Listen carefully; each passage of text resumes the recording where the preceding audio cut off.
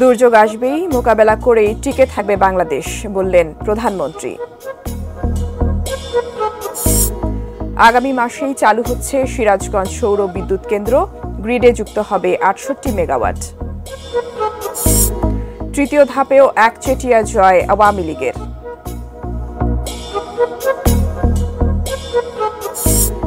এবং সিলেটে হু হু করে বাড়ছে পানি, তলিয়ে গেছে বাড়িঘর, রাস্তাঘাট।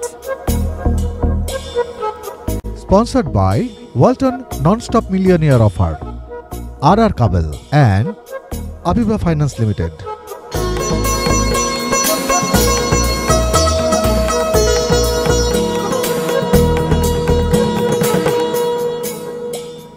এটিএন নিউজ দেখছেন। সারা দেশের সবশেষ খবর নিয়ে এটিএন নিউজের নিয়মিত আয়োজন দেশের খবরে আমন্ত্রণ জানাচ্ছি। সঙ্গে আছি আমি ফারহিন টুম্পা। শুনছিলেন সংবাদ শিরোনাম, এবারে বিস্তারিত। দুর্যোগ আসবেই, কিন্তু তা মোকাবেলা করেই টিকে থাকবে বাংলাদেশ। দৃঢ়তা নিয়েই এই মন্তব্য করেছেন প্রধানমন্ত্রী ও আওয়ামী লীগ সভানেত্রী শেখ হাসিনা। একই সঙ্গে তিনি বলেন, ঘূর্ণিঝড়ে ক্ষতিগ্রস্ত মানুষের সম্পদ ও কৃষির নিরাপত্তায় পাশে আছে তার সরকার। দুপুরে পটুয়াখালীর কলাপাড়ায় ঘূর্ণিঝড় রিমালে ক্ষতিগ্রস্ত এলাকা পরিদর্শন ও ত্রাণ বিতরণ শেষে প্রধানমন্ত্রী একথা বলেন। কলাপাড়া থেকে বিস্তারিত জানাচ্ছেন আরাফাত সিদ্দিকী, ছবি তুলেছেন সোহেল রানা। বঙ্গোপসাগরে সৃষ্টি হওয়া প্রায় সকল ক্রান্তীয় ঘূর্ণিঝড়ের প্রভাব পড়ে পটুয়াখালীর কুয়াকাটা, রাঙাবালি, কলাপাড়া, আমতলী সহ প্রায় পুরো জেলায়। যদিও টানা ক্ষমতায় থাকা আওয়ামী লীগের উন্নয়নে একসময়ের পিছিয়ে পড়া এই জেলায় এখন পাল্টে যাওয়া উপকূল। তবে এখনও ঘূর্ণিঝড়ে প্রায় প্রতি বছরই বসতি হারায় মানুষ, নষ্ট হয় কৃষি সম্পদ। সকালে হেলিকপ্টারে করে পটুয়াখালীর ক্ষতিগ্রস্ত এলাকা ঘুরে দেখেন প্রধানমন্ত্রী শেখ হাসিনা। পরে কলাপাড়ার সরকারি মোজাহার উদ্দিন বিশ্বাস ডিগ্রি কলেজ মাঠে এক অনুষ্ঠানে যোগ দেন আওয়ামী লীগ সভানেত্রী। ত্রাণ বিতরণের এ আয়োজনে বঙ্গবন্ধু কন্যাকে এক নজর দেখতে মাঠ ছাড়িয়ে যায় মানুষের ঢলে। সরকার প্রধান তার ভাষণে বলেন, দক্ষিণ অঞ্চলের মানুষের দুঃখ দুর্দশা দূর করতে সবসময় পাশে আছে আওয়ামী লীগ সরকার। এই অঞ্চলটার সার্বিক উন্নয়নে আওয়ামী লীগ সরকার এসেছে বলেই সেটা সম্ভব হয়েছে। এর আগে তো অনেকেই ছিল, কেউ তো এদিকে দৃষ্টি দেয়নি। এই অঞ্চলের মানুষ প্রতিনিয়ত প্রকৃতির সাথে যুদ্ধ করে বেঁচে থাকে, প্রতিনিয়ত জীবন যুদ্ধে লিপ্ত হয়। প্রাকৃতিক দুর্যোগ আসবে, কিন্তু সেটাকে মোকাবেলা করে মানুষের জীবন মান রক্ষা করা, সেটাই আমাদের লক্ষ্য। সেই কাজটাই আমরা করে যাচ্ছি। জলবায়ু পরিবর্তনের প্রভাবে দিন দিন প্রকৃতি আরো সর্বনাশী হচ্ছে বলেও মন্তব্য করেন শেখ হাসিনা। এবারের জলোচ্ছ্বাস খুবই অস্বাভাবিক জলোচ্ছ্বাস হয়েছে। আমি ধন্যবাদ জানাই যে আমরা সাইক্লোন শেল্টার করেছি, সেখানে মানুষ নিরাপদ আশ্রয় পেয়েছে। দুর্যোগ সহনীয় ঘর, ভূমিহীন কৃষক যারা গৃহহীন তাদের মধ্যে বিতরণ করেছি, যে কারণে মানুষ অন্তত আশ্রয়ের জায়গা পেয়েছে। তবে যত যাই হোক, দুর্যোগ দুর্বিপাকে বর্তমান সরকার মানুষের পাশে আছে এবং থাকবে বলেও মন্তব্য করেন আওয়ামী লীগ সভাপতি ও প্রধানমন্ত্রী শেখ হাসিনা। যেখানে যেখানে যাদের বাড়ি ঘর ভেঙেছে, তারা যাতে ঘর বাড়িগুলি আবার মেরামত করতে পারেন, আবার নির্মাণ করতে পারেন, সেই ব্যবস্থাও ইনশাল্লাহ আমি করে দেব। অন্তত এইটুকু ভরসা আপনারা রাখবেন। এর আগে অনুষ্ঠানে যোগ দিয়েই প্রতীকী ২০ জনের হাতে ত্রাণ তুলে দেন প্রধানমন্ত্রী। যদিও প্রধানমন্ত্রীর নির্দেশেই ঘূর্ণিঝড় রিমাল আঘাত হানার পরপরই ক্ষতিগ্রস্তদের ত্রাণ পৌঁছে দিয়েছে স্থানীয় জেলা প্রশাসন। পটুয়াখালীর এই কলাপাড়ায় প্রধানমন্ত্রী শেখ হাসিনা আগেও কয়েকবার এসেছেন, কিন্তু তার এবারের সফর পাল্টে যাওয়া এক জনপদে, যে জনপদে যোগাযোগের ব্যবস্থা এখন আগের থেকে অনেক আধুনিক, অনেক উন্নত। প্রধানমন্ত্রী এসেছিলেন ত্রাণ দিতে, সেই সঙ্গে সাধারণ মানুষের দাবির প্রেক্ষিতে ঘূর্ণিঝড় প্রতিরোধে বেশ কিছু প্রতিশ্রুতিও দিয়ে গেলেন। Arafat Siddiqui, ATN news, Kalapara, Patuakhali. আগামী মাসে উৎপাদনে যাচ্ছে সিরাজগঞ্জের ৬৮ মেগাওয়াট সৌর বিদ্যুৎ কেন্দ্র। জীবাশ্ম জ্বালানির উপর নির্ভরতা কমিয়ে নবায়নযোগ্য জ্বালানি ভিত্তিক বিদ্যুৎ উৎপাদনে এটি দেশের অন্যতম বড় সৌর প্রকল্প। এখানে একই জমিতে হবে কৃষিকাজ এবং মাছ চাষও। সিরাজগঞ্জ প্রতিনিধি ফেরদৌস হাসানকে সঙ্গে নিয়ে মিরাজ রাসেলের তোলা ছবিতে মনিরুল ইসলাম মেন্টুর রিপোর্ট।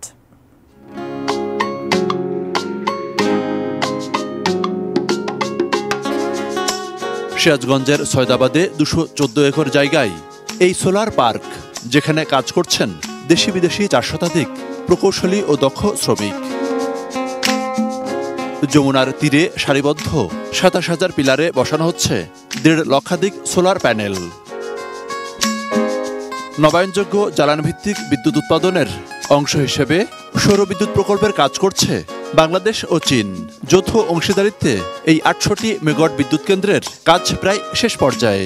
এর যৌথ মালিকানায় রয়েছে north west power generation company limited ও China national machinery import and export corporation. সূর্যের আলো থেকে প্যানেলগুলো একটা ডিভাইসের মাধ্যমে প্যানেলগুলি আসবে এবং এইখান থেকে কনভার্টারে যাবে, কনভার্টার থেকে জাতীয় গ্রিডে বিদ্যুৎ সাপ্লাই হবে। এর নির্মাণ ব্যয় হচ্ছে প্রায় 921 কোটি টাকা। আমাদের টার্গেট হলো আমরা এই কোম্পানির মাধ্যমে 3000 মেগাওয়াটের মতো আমরা লক্ষ্য। তো সেখানে আমরা এই প্রায় 250 থেকে 350 মেগাওয়াট আমরা হাতে নিয়েছি। তো 68 মেগাওয়াট ইনশাল্লাহ আগামী মাসেই এটা গ্রিডে করবে, বিদ্যুৎ দেওয়া শুরু করবে। এরপরে আগামী এই জুনের পরের জুনে আমাদের 64 মেগাওয়াট পাবনা সেটাও গ্রিডে আসবে। সাধারণত সৌর বিদ্যুৎ কেন্দ্রের জন্য অনেক জমির প্রয়োজন হয়। এজন্য উদ্যোগ নেওয়া হয়েছে জমির বহুমুখী ব্যবহারের। এখানে যদি আমরা সিজনাল তরমুজ, বাঙ্গি, অনেক ফসলই আমরা এখানে ফলাতে সক্ষম হব এবং এখানে একটা রিস্ক আছে যে ওই খাতটাতে আমরা যদি মৎস্য চাষ করি, যেহেতু এখানে উন্মুক্ত প্রায় 100 একরের মতো জায়গা। সিরাজগঞ্জ ছাড়াও পাবনা ও কুড়িগ্রাম সহ আরও কয়েকটি জেলায় অনাবাদী জমিতে গড়ে তোলা হচ্ছে সোলার বিদ্যুৎ কেন্দ্র। সারা বিশ্বে নবায়নযোগ্য জ্বালানির জনপ্রিয়তা দিন দিনই বাড়ছে। এক্ষেত্রে আমরাই বা পিছিয়ে থাকবো কেন? এই সিরাজগঞ্জ সোলার পার্ক থেকে শুধু 68 মেগাওয়াট বিদ্যুৎ জাতীয় গ্রিডে যুক্তই হবে না, বরং এই প্রকল্প ঘিরে কৃষির যে পরিকল্পনা নেওয়া হয়েছে তা বাস্তবায়ন হলে এখানকার আর্থসামাজিক অবস্থার পরিবর্তনের পাশাপাশি কৃষিতেও একটি ভালো উদাহরণ হয়ে উঠবে। মনিরুল ইসলাম ইন্টু, 18 নিউজ, সয়দাবাদ, সিরাজগঞ্জ। দেশের খবরে পর্যায়ে বিরতি নিচ্ছি, সঙ্গেই থাকুন।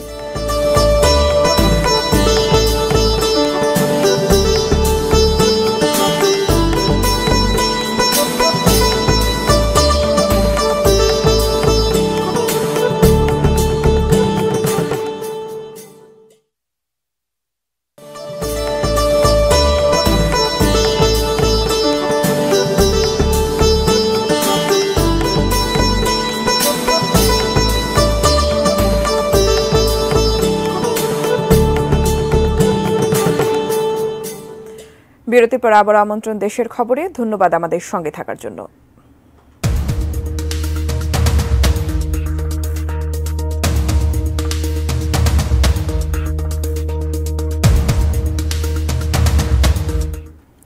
এবার তৃতীয় দফা উপজেলা নির্বাচনের খবর।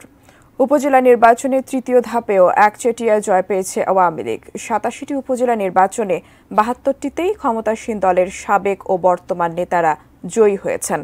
এছাড়া 3 উপজেলায় বিএনপির বহিষ্কৃত নেতা, 4টিতে জাতীয় পার্টি, 4টিতে স্বতন্ত্র এবং বাকিগুলোতে অন্যান্য দলের প্রার্থীরা জয়ী হয়েছেন। বিস্তারিত শাওন মাহফুজের রিপোর্টে। আগের 2 ধাপের মতো তৃতীয় ধাপের উপজেলা নির্বাচনেও ক্ষমতাসীনদের জয় জয়কার। বুধবার 112টি উপজেলায় ভোট হওয়ার কথা থাকলেও ঘূর্ণিঝড় রিমাল, নির্বাচনী সহিংসতা সহ নানা কারণে 87টি উপজেলায় ভোট গ্রহণ হয়। এর মধ্যে 72টিতে আওয়ামী লীগের বর্তমান ও সাবেক নেতারা বেসরকারিভাবে চেয়ারম্যান নির্বাচিত হয়েছেন। মন্ত্রী এমপিদের স্বজন ও সমর্থিত নেতারাও রয়েছেন সেই তালিকায়। কিশোরগঞ্জের মিঠামইন উপজেলায় চেয়ারম্যান নির্বাচিত হয়েছেন সাবেক রাষ্ট্রপতি আব্দুল হামিদের ছোট বোন আছিয়া আলম। মৌলভীবাজারের কমলগঞ্জে কৃষিমন্ত্রী আব্দুস শহীদের ছোট ভাই ইমতিয়াজ আহমেদ। শিবপুরে নরসিংদী 3 আসনের এমপি সিরাজুল ইসলাম মোল্লার স্ত্রী ফেরদৌসী ইসলাম। নাগরপুরে টাঙ্গাইল 6 আসনের সাবেক এমপি খন্দকার আব্দুল বাতিনের ছেলে KM সালমান শামস। মুরাদনগরে কুমিল্লা 3 আসনের এমপি জাহাঙ্গীর আলম সরকারের ছেলে আহসানুল আলম। দেবিদ্বারে কুমিল্লা 4 আসনের এমপি আবুল কালাম আজাদের ছোট ভাই মামুনুর রশিদ মামুন। ব্রাহ্মণপাড়ায় কুমিল্লা 5 আসনের এমপি আবু জাহেরের ভাতিজা আবু তৈয়ব অপি বেসরকারিভাবে চেয়ারম্যান নির্বাচিত হয়েছেন। বিএনপি নির্বাচনে অংশ না নিলেও দলটির বহিষ্কৃত নেতারা এবার ৩টি উপজেলায় চেয়ারম্যান পদে জয়লাভ করেছেন। ময়মনসিংহের ত্রিশালে আনোয়ার সাদাত, কক্সবাজারের রামুতে সিরাজুল ইসলাম ভুট্টো এবং রংপুরের গঙ্গাচড়ায় মোকাররম হোসেন সুজন চেয়ারম্যান নির্বাচিত হয়েছেন। জাতীয় পার্টিও ৪ উপজেলার নির্বাচনী লড়াইয়ে জয় পেয়েছে। কিশোরগঞ্জের তারাইলে জহিরুল ইসলাম ভূঁইয়া, কুড়িগ্রামের নাগেশ্বরীতে AKM মহিবুল হক খন্দকার খোকন, গাইবান্ধার সুন্দরগঞ্জে মোহাম্মদ মোস্তফা মহসিন ও সাতক্ষীরা সদরে মশিউর রহমান বেসরকারিভাবে চেয়ারম্যান নির্বাচিত হয়েছেন। এবারের নির্বাচনে ৪ উপজেলায় জয় পেয়েছেন স্বতন্ত্র প্রার্থীরা। রংপুর সদরে ইকবাল হোসেন, গাইবান্ধার সাদুল্লাপুরে রেজাউল করিম, চট্টগ্রামের চন্দনাইশে জসিমউদ্দিন আহমেদ ও ফরিদপুরের ভাঙ্গায় কাউসার ভূঁইয়া স্বতন্ত্র প্রার্থী হিসেবে চেয়ারম্যান নির্বাচিত হয়েছেন। এছাড়া জাসদের 1 জন, UPDF এর 2 জন ও জনসংহতি সমিতির 1 জন উপজেলা চেয়ারম্যান পদে জয়লাভ করেছেন। Shaon Mahfuz, desk report, ATN news. দেশের বিভিন্ন এলাকায় রাস্তা খোঁড়াখুঁড়ির কারণে চরম দুর্ভোগে মানুষ। ঘূর্ণিঝড় রিমালের প্রভাবে বৃষ্টি আবার সৃষ্টি করেছে জলাবদ্ধতা। জলমগ্ন খানাখন্দের রাস্তায় প্রায় ঘটছে ছোট বড় দুর্ঘটনা। উন্নয়নের নামে অপরিকল্পিত রাস্তা খোঁড়াখুঁড়ির দুর্ভোগ থেকে রেহাই চান ভুক্তভোগীরা। প্রতিনিধিদের পাঠানো তথ্য ছবিতে একটি ডেস্ক রিপোর্ট। নারায়ণগঞ্জের আশপাশের বিভিন্ন এলাকায় অপরিকল্পিত নগরায়ন এবং শিল্প কারখানা গড়ে ওঠায় সামান্য বৃষ্টিতে জলাবদ্ধতা সৃষ্টি হয়। অপরিকল্পিত বাঁধ ও নাজুক ড্রেনেজ ব্যবস্থার কারণে পানিবন্দী ডিএনডি এলাকার 20 লাখ মানুষ। বাজারে যেতে পারি না, মসজিদে নামাজ পড়তে যেতে পারি না, কেউ মারা গেলেও মাটি দেওয়া যাবে না। ভাঙাছোড়া আর খানাখন্দে বেহাল অবস্থা পঞ্চগড়ের বোদামারেয়া সড়কের। শহরের পাশে মারেয়া, বড়শশী, কালিয়াগঞ্জ, শালডাঙ্গা সহ কয়েকটি ইউনিয়নের সংযোগ রক্ষাকারী এ সড়কটিতে প্রতিদিন চলাচল করে কয়েকশো যানবাহন। 18 কিলোমিটারের রাস্তাটিতে কয়েক গজ পরপরই বড় বড় গর্ত। অধিকাংশ স্থানে কার্পেটিং উঠে গিয়ে এমন অবস্থা যে সড়কটি পাকা নাকি কাঁচা বোঝাই মুশকিল। দায়সারাভাবে মেরামত করে অর্থ অপচয় নয়, রাস্তাটি টেকসইভাবে পুনর্নির্মাণের দাবি এলাকাবাসীর। পানি হলে আর কি এক হাঁটু পানি জমে যায়, ঠিক করায় 15 দিন পরে নষ্ট হয়, এইভাবে ঠিক করলে চলবে না। কুষ্টিয়া মেহেরপুর আঞ্চলিক সড়কের কুষ্টিয়া অংশে 24 কিলোমিটার সড়ক 2022 সালে সংস্কার ও প্রশস্তকরণের কাজ শুরু হলেও 3 বছরে কাজ হয়েছে মাত্র 40 ভাগ। এ পথের দুর্ভোগ মাথায় নিয়ে মানুষের নিত্যদিনের চলাচল। আমাদের রাস্তাঘাট সাজছে না, এ দুর্ভোগ মানুষ চলাফেরা করা কষ্ট হচ্ছে এবং মানুষের গাড়ি ঘোড়া চালানো কষ্ট হচ্ছে। আমাদের রোডের পাশে বাড়ি, আমরা যে সবসময় ধুলো বালি খাবার খাইতে কিসকিসি। মুন্সিগঞ্জে বিভিন্ন সড়কের উন্নয়ন কাজের ধীরগতির কারণে চরম দুর্ভোগ এই রুটে চলাচলকারী যাত্রীদের। পাশাপাশি সড়কগুলোতে ড্রেনেজ ব্যবস্থা না থাকায় বৃষ্টির পানি জমে সড়ক যেমন নষ্ট হচ্ছে, তেমনি প্রতিনিয়ত ভোগান্তির শিকার হচ্ছে সাধারণ মানুষ। অল্প বৃষ্টিতে আঁটু পর্যন্ত পানি হয়ে যায়, আর প্রত্যেকের ড্রেন করে দিতে হইব, ড্রেনের ব্যবস্থা নাই দিকে পানি নিষ্কাশন হইতে পারতেছে না। এই জায়গায় গত 3-4 বছর ধরে এরকম আমরা চালাইতেছি, খুব কষ্টে আছি, পানি মুনি জমা জায়গা। চন্দন পাল, ডেস্ক রিপোর্ট, ATN নিউজ। দেশের খবরে আবারও বিরতি নিচ্ছি, সঙ্গেই থাকুন।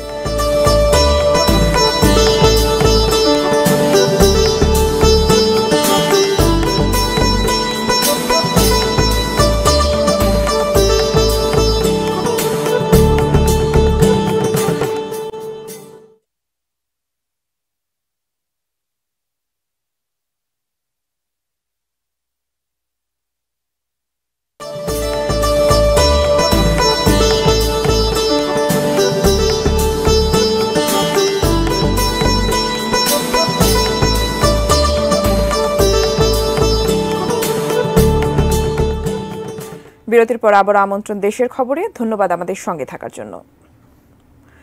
দর্শক, শাহজালাল আন্তর্জাতিক বিমানবন্দরে সাংবাদিকদের সাথে কথা বলছেন ডিবি প্রধান হারুনুর রশিদ। আমরা এখন সরাসরি চলে যাচ্ছি সেখানে। এবং দুই পক্ষের গুরুত্বপূর্ণ আসামিরা গ্রেপ্তার হয়েছে এবং তাদের কাছ থেকে তথ্যপত্র নিয়ে আমি মনে করি আমরা মামলাটার কনক্লুসিভ পর্যায়ে আছে। এখন আমাদের কাজটা হবে ওই কিছু কিছু আসামি যারা বাইরে অবস্থান করছেন তাদেরকে দ্রুতই ফিরিয়ে এনে দুই দেশের ঐকান্তিক প্রতিষ্ঠান মাধ্যমে আমরা দ্রুতই তাদেরকে ফিরিয়ে আনার চেষ্টা করবো।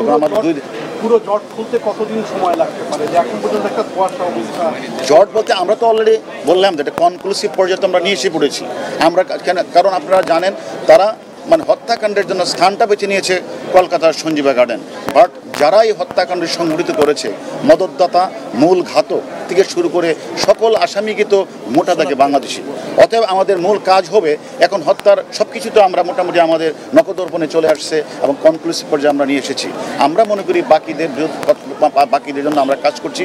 আমরা শীঘ্রই তাদেরকে আইনের আওতায় আনে বিচারের মুখোমুখি আমরা দাঁড় করাবো। আরুন ভাই, এই ঘটনায় শুধুমাত্র আখতারুজ্জামান শাহীন না, বাংলাদেশের অনেক বড় বড় স্বর্ণ ব্যবসায়ীর নাম আমরা শুনতে পাচ্ছি। বিভিন্ন জায়গা থেকে আমাদের কাছে ভয়েস মেসেজও পাঠানো হচ্ছে বিভিন্ন জনের নাম। কোনো বড় স্বর্ণ ব্যবসায়ীর নাম আছে এটা? এটা কি সোনা ব্যবসা নিয়ে দ্বন্দ্ব আছে কি? এটা দেখেন, মানে আপনারা মিডিয়াতে অনেক নাম আসছে, অনেক ধরনের ঘটনা আসছে। আমি তো বলছি একটাকে, আপনারা মিডিয়ারা অনেক তথ্যই দিচ্ছেন, আমরাও বিভিন্ন তথ্য বিভিন্ন জায়গাতে পাচ্ছি। আমরা সবগুলি কিন্তু আমরা দুই দেশের আসামিদের কাছে আমরা ক্রস এক্সামিন করেছি, বিচার বিশ্লেষণ করেছি। যেহেতু মামলাটা এখনও তদন্ত চলছে, এই মুহূর্তে স্পেসিফিকলি মানে কি কারণটাই কি এটা এই মুহূর্তে বলা যাচ্ছে না। তদন্ত করে ঘুরে আসলে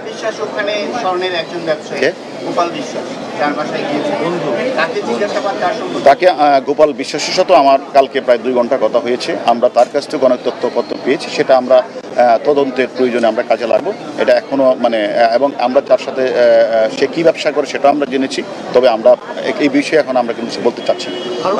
ঘুরে আসলেন, যেটা হচ্ছে খণ্ডিত অংশ বাদে আপনার কাছে মনে হচ্ছে কি যে বাকি তার শরীরের কোনো অংশ খুঁজে পাওয়াটা এখন আর কঠিন, এখন আর পাওয়া না? এটা আমি মনে করি যে আমি বারবারই আশাবাদী। আমি কিন্তু ওইখানে গিয়ে বলেছিলাম আমরা আশাবাদী। আমরা কিন্তু এখন দেখেন এইরকম ঘটনা তো অনেক ঘটেছে। আপনারা জানেন মালয়েশিয়ার বিমান, সেটা ভূমধ্য মানে ভারত মহাসাগরে বিধ্বস্ত হয়েছিল। 227 জন যাত্রী, 12 জন ক্রু তারা সেখানে কিন্তু আপনারা জানেন সেখানে প্রায় 3 বছর যাবৎ 46,000 বর্গ মাইল এলাকা কিন্তু তারা একে খুঁজেছে। এখানে ঘটনা তো মানে মাসই পার হলো না। আমরা আশাবাদী বাকি আমি বিশেষ করে ধন্যবাদ জানাই যে আমরা বিশেষ করে কলকাতা পুলিশ এমনকি মানে সিআইডির যারা কাজ করছেন তারা অত্যন্ত আন্তরিকতার সহিত, আমরা যাওয়ার কারণে না, আমরা যাওয়ার আগেও থেকেও তারা মানে এই লাশটা উদ্ধারের জন্য তারা নদীতে খালে তারা তাদের অভিযান পরিচালনা করছে। এবং আমরা যাওয়ার পরেও আমরা যখনই যেটা বলেছি তারা সেই জায়গায় আসামি নিয়ে গিয়েছেন। এবং আমরা যখনই তাদেরকে বললাম যে আপনারা আমাদের কাছে মনে হচ্ছে যে আপনারা কাইন্ডলি সেফটি ট্যাঙ্কি বা সুয়ারেজ লাইনটা একটু ভাঙার ব্যবস্থা করেন, তারা সেটাই কিন্তু সাথে সাথে করেছেন। আসলে আমার কাছে আসলে তদন্তকারী কর্মকর্তা হিসাবে আমরা অনেক সময় আমরা যখন দেখি যে আমরা সব জায়গায় আমাদের ব্যর্থ হচ্ছে, তখন আমাদের কাছে মনে হয়েছিল যে আমাদের কাছে একটা ওয়াটার থিওরি ছিল। আমাদের যে 3 জন আসামি তার মধ্যে একজন আমাকে বলেছিল আমাদের তদন্ত টিমকে যে রাতের বেলা পানির শব্দ শুনতে পেয়েছিল। আমরা ওই ওয়াটার থিওরি পানির শব্দ শুনতে পেয়েছিল, তাহলে তারা ঘন ঘন ফ্লাশ করেছে। তাই ঘন ঘন ফ্লাশ করে তারা কি ফ্লাশ করতে পারে, সেই তত্ত্ব মোটিভের ভিত্তিতে আমরা তখন বললাম যে যেহেতু ওয়াটার থিওরি থেকেই আমরা তখন বললাম যে মানে আমাদের যে সুয়ারেজ লাইন এবং পানির ট্যাঙ্কিটা যদি একটু যদি ভাঙ্গা হয় তাহলে হয়তোবা আলামতের কিছু অংশ পাওয়া যেতে পারে। সে প্রেক্ষিতে তারা কিন্তু সেটা করেছে এবং ইন্ডিয়ান পুলিশ বলার সাথে তারা করেছে এবং আপনারা জানেন অনেকাংশেই আলামত উদ্ধার হয়েছে। না, এটা ডিএনএ টেস্ট এবং সেটা ফরেন্সিক করার পরে না, এটা ওনাদের দেশেরও ডিএনএ যেহেতু মার্ডার মামলাটা শুরু রুজু হয়েছে, তারা এটাকে ডিএনএ টেস্ট এবং ফরেন্সিক রিপোর্ট তারাই করবে। আমি তো একবার বললাম যে আমরা যে কাজের জন্য গিয়েছি, আমরা সেখানে আমাদের মূল কাজই ছিল যে ক্রস এক্সামাইন, আমাদের মূল যে ঘাতক যা বলেছে সেটা এক্সামাইন করা। আমরা সেখানে আমরা যেটা ডিজিটাল এভিডেন্স ওটা আমরা গিয়ে তার সাথে মিলিয়ে দেখেছি এবং আমরা যেটা চেয়েছিলাম যে ঘটনার স্থলটাকে পরিদর্শন করে বিভিন্ন জায়গাগুলো অপরাধ সেখানে পরিদর্শন করা এবং সর্বশেষ আমাদের তদন্তকারী কর্মকর্তাকে সেখানে সুরতহাল রিপোর্ট, মেডিকেল রিপোর্ট, ফরেন্সিক এবং সেখান থেকে যে ভিসেরা রিপোর্ট কালেকশন করার জন্য আলামতের প্রয়োজন হয়। এটা আমাদের মূল চ্যালেঞ্জ ছিল। আমরা সেখানে গিয়ে আমরা ইন্ডিয়ান পুলিশের সাথে সিআইডিকে আমরা বিভিন্ন জায়গায় তাদের সাথে অভিযান পরিচালনা করেছি এবং সর্বশেষ আমরা তাদেরকে আলামতের জন্য আমরা সুয়ারেজ লাইন এবং এবং পানি সেফটি ট্যাঙ্কিকে আমরা মানে পরীক্ষা করতে বলেছিলাম, সেটা কারো করেছে এবং উদ্ধারও হয়েছে। এতে তো আমি মনে করি আলহামদুলিল্লাহ আমরা যে কারণে গিয়েছি সেটা আমাদের উদ্দেশ্য সফল হয়েছে। ভাই, আপনার কাছে কি মনে হয় এত বড় একটি ঘটনা ঘটালো, ভারতের কেউ কোনো সহযোগী বা যোগসূত্রতা পাওয়া যাচ্ছে না? এটা তো আপনি তো এখনই নিরাশ হওয়ার কোনো কারণ নাই। আমরা অবশ্যই আশাবাদী। আমরা মনে করি যারা আমরা মোটা দাগে আমরা আমাদের প্রাথমিক তদন্তে মূল ঘাতক এবং ইন্ডিয়ান ঘাতকের সাথে কথা বলে আমরা মোটামুটিভাবে উপনীত হয়েছি যে এই ঘটনার সাথে যারা এই কাজটি করেছেন মোটা দাগে ম্যাক্সিমাম লোকই বাংলাদেশি। বাকি যদি থাকে সেখানে ইন্ডিয়ান পুলিশও সিআইডি তারা অত্যন্ত দক্ষ, তারাও কাজ করছে। আমাদের বাংলাদেশের ডিবি আমরাও কাজ করব। এটা তো এখনই শেষ কথা বলে কোনো কথা নেই। ভাই, কসাই জিহাদকে তো আপনি জিজ্ঞাসাবাদ করেছেন, সে কোনো নতুন তথ্য দিয়েছে কিনা? কলকাতার পুলিশ আপনাদেরকে নতুন তথ্য? আসলে আমরা তাদের সাথে তারা আমাদেরকে বিভিন্ন বিষয়ে তারা আমাদের সাথে কথা বলেছে। আমরাও তথ্যের বিষয়ে বিশেষ করে আমি মনে করি যে তারা এই অপরাধীদের সম্পর্কে তারাও অনেক তথ্য আমাদের শেয়ার করেছেন, আমরাও অনেক তথ্য তাদেরকে শেয়ার করেছি। আমরা মনে করি এক্ষেত্রে আমাদের অনেক বড় অর্জন যে আমরা কলকাতা সিআইডি, বিশেষ করে কলকাতার কমিশনার মহোদয়, আইবি এর যে ইন্সপেক্টর জেনারেল, এসটিএফ, সকলের সাথে আমরা আলাদা আলাদা মিটিং করেছি এবং এই বাংলাদেশের সাথে ইন্ডিয়ার বিষয়গুলি নিয়ে, অপরাধের বিষয় নিয়ে আমরা কিন্তু অনেক আলোচনায় করেছি। আমি মনে করি আমরা অনেক তথ্যপত্র পেয়েছি। এটা তদন্তের স্বার্থে এই মুহূর্তে না বলে আমরা পরবর্তী পর্যায়ে জানাবো। দর্শক, কলকাতা থেকে ফিরে এমপি আনোয়ারুল আজিম আনার হত্যাকাণ্ডের সবশেষ নিয়ে কথা বলছিলেন, সাংবাদিকদের সাথে কথা বলছিলেন ডিবি প্রধান হারুনুর রশিদ। আমরা এতক্ষণ ছিলাম সেখানে। এই ছিল দেশের খবরে। সঙ্গে থাকার জন্য ধন্যবাদ সবাইকে।